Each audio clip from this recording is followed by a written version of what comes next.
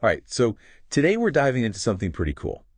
One of our listeners sent us this vision of the future Hmm. where AI isn't just a tool, like we talk about all the time. It's like a legit partner to humans, like working together. Yeah. We've got articles, research, all the jazz pointed towards this balance integration idea. Right. Our mission, if you choose to accept it, is to really like break down what this vision actually looks like. You got it. And for the listener who sent this in, they're really keen on getting a good grasp on this whole thing without getting bogged down. Sure. So we'll try to keep it super clear. Absolutely. So right off the bat, the big idea is AI and human intelligence, HI, like working as equals, Right. Equal partners. respecting what each side brings to the table. Exactly. And recognizing those unique strengths, right? Like Yeah. AI is awesome at data crunching, seeing those patterns. Yeah. Super logical. Right. But human intelligence, that's where you get the creativity, the intuition, the good stuff. Okay, so let's go deeper on this whole equal partners thing. Sure. The sources talk about mentoring AI, which is kind of a different way to look at it than just controlling it. Yeah, totally. It's more of a developmental approach. Right. So instead of like setting these rigid rules, it's more about guiding AI, letting it learn and grow. Interesting. And what's really cool is that this might unlock some crazy potential in how AI adapts and comes up with new stuff. All right, so how do we actually make this partnership work? Right. There's this thing called a neurosymbolic approach mentioned in the material. Oh, yeah, that's where it gets exciting. Neurosymbolic AI is basically combining the best of two worlds. Okay. You've got neural networks, which are amazing at recognizing patterns like you see with image recognition.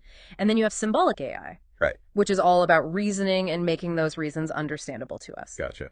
So by blending these, AI could not only learn from data, but also explain how it's thinking. And this connects with the listener's idea of three-way thinking, right? Intuition, logic, emotion. Exactly. Yeah. The idea is neural networks could maybe even model those more intuitive, emotional parts of intelligence, Wow. while symbolic AI would handle the logical stuff. So things like deep ProBlog and neural logic machines are those examples of how we might actually build this type of AI. And those are frameworks that show how we can combine that pattern recognition with logical thinking in AI.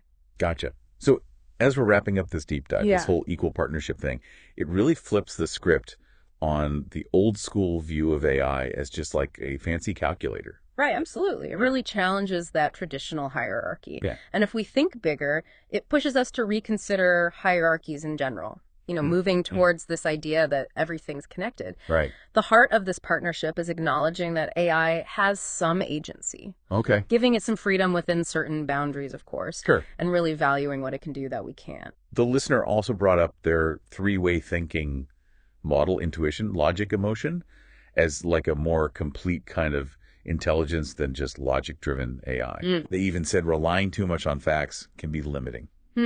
That's a great point. It challenges how we define intelligence, Yeah. because traditional AI is all about the objective data. But the listener's model shows how those less measurable things, intuition and emotion, are super important in how humans create and make decisions.